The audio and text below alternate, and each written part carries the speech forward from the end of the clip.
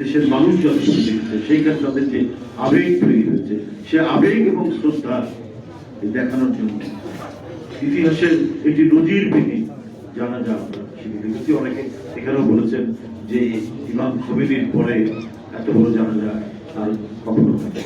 তো খোমেনির জানাজাও আমরা আমাদের মনে আছে 89 বা 98 হোক, তো তার চেয়ে তো আমার কাছে মনে হচ্ছে অনেক বিষয়, মানে ঢাকা শহর ব্যাপী মানুষের যেন স্রোত বয়ে যাচ্ছে। এই ছিল মানে মানুষের যে একটা মানে ঢল, শোকাচ্ছন্ন মানুষ, তারা যে জানাজা পড়ার জন্য ফিরে আসছে, এটা একান্তই মনের ভেতরের ভালোবাসা না থাকলে এটা সম্ভব না।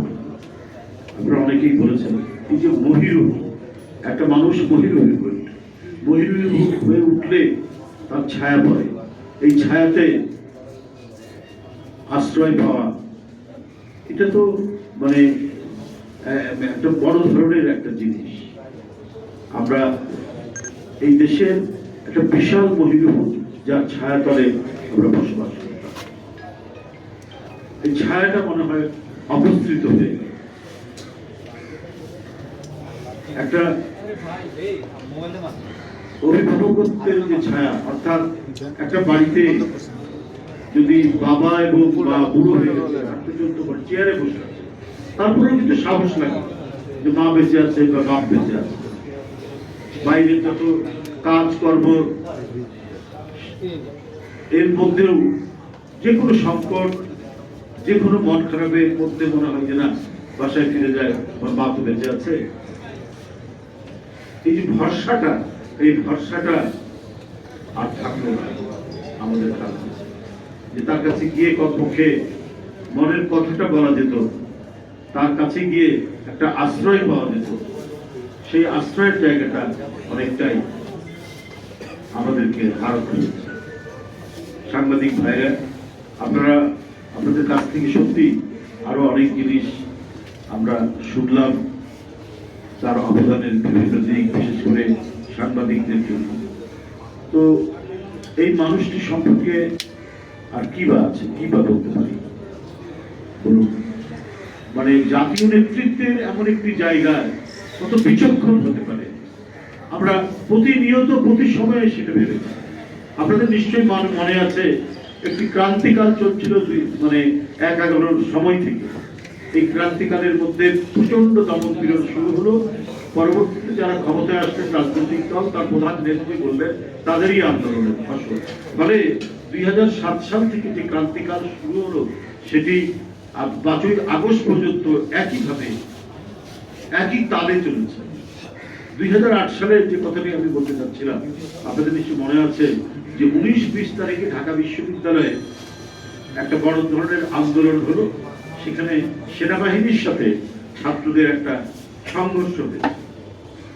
তো এ বিষয়ে তখন আমরা কিন্তু গোপনে, হোয়াটসঅ্যাপে কিন্তু বের হয়নি, আমরা মোবাইলেই কথা বলতে হতো। আমরা তখন জানতামও না যে মোবাইলের কথা বললে পরে সেটা টেপ হয়, জানাজানি হয়, তখন এইসব ধারণা ছিল না, কারো ছিল না, কারণের মধ্যে ছিল। যত দিন গেছে, হাসিনার আমল যত পাকাপোক্ত হচ্ছে, ফ্যাসিবাদ যত তীব্র থেকে তীব্রতর হচ্ছে, আমাদের তত সাবধান হতে হয়েছে। এবং আমরা খোঁজ নিচ্ছি যে কোন মাধ্যমে কথা বললে, টেলিফোনের কোন মাধ্যমে কথা বললে, কোন অ্যাপস ব্যবহার করলে সেটা নিরাপদ থাকবে, এটা আমাদের খোঁজ নিতে হয়েছে এই সময়টা। কিন্তু সেই সময় অতটা ইয়ে ছিল না। আমরা টেলিফোনে ওনাকে বললাম, কারণ এর কয়েকদিন আগে শেখ হাসিনাকে অ্যারেস্ট হলো। তো ওনার সাথে কথা হচ্ছিল যে ম্যাডাম স্টেটমেন্ট করা যায় কিনা।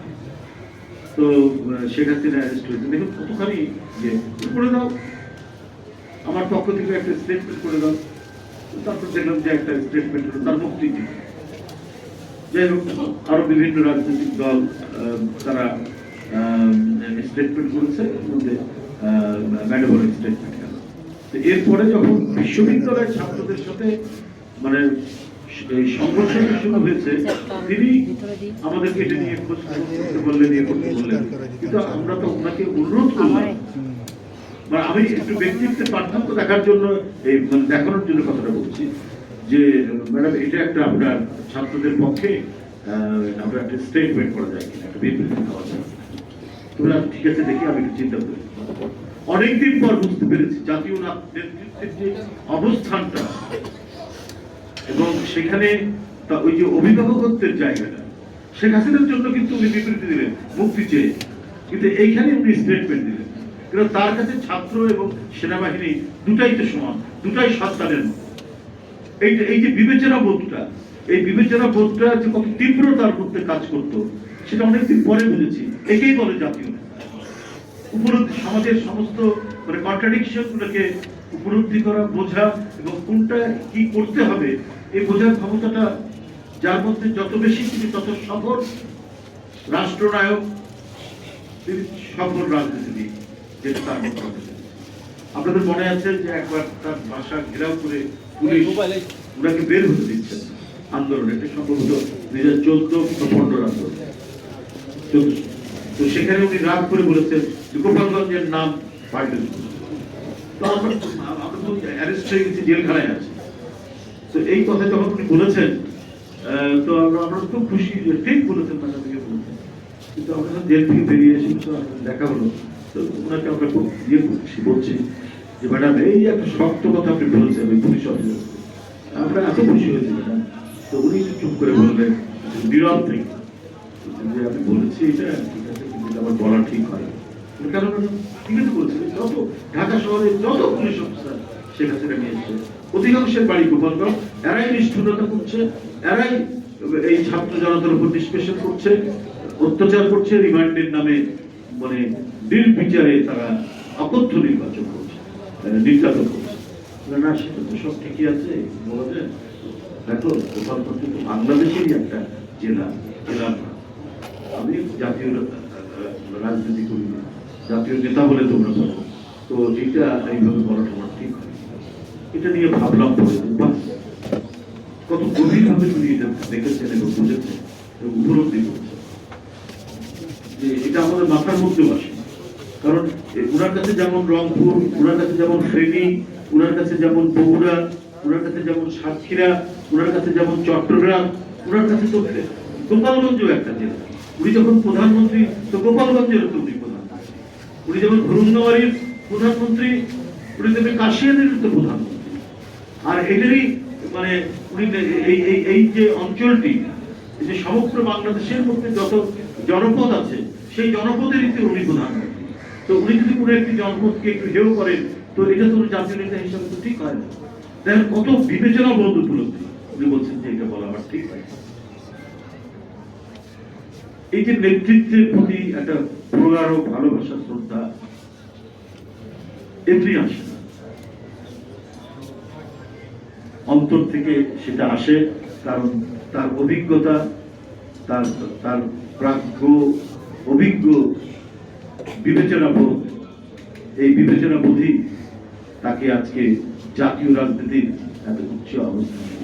দেখেন কত ধরনের কটূক্তি করা হয়েছে তার মধ্যে। তার রাজনীতির প্রধান প্রতিপক্ষ যিনি শুধু কটূক্তি নয়, কুরুচিপূর্ণ কথা বলেছেন, অশ্লীল কথা বলেছেন, কিন্তু উত্তরটা উনি দিয়েছেন অত্যন্ত সৌজন্যবোধ সম্পন্ন,